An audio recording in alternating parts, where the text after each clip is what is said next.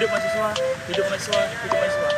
Saya selaku Ketua Pimpinan Persyaratan Ikatan Mahasiswa Stikes Model Sulawesi mengumumkan hari ini saya ada di lokasi di kantor kelurahan di mana di sini kita berkumpul setiap banyak organisasi untuk melakukan demonstrasi. Kami di sini memperjuangkan hak rakyat di mana hak yang dirampas oleh orang asing.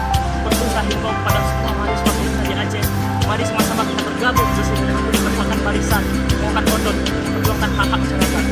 Dan pas pada kita di sini bahkan tidak hanya kepada mahasiswa, banyak juga semangat dari aktivitas masyarakat di mana masyarakat peduli akan halnya tentang masa depan Aceh.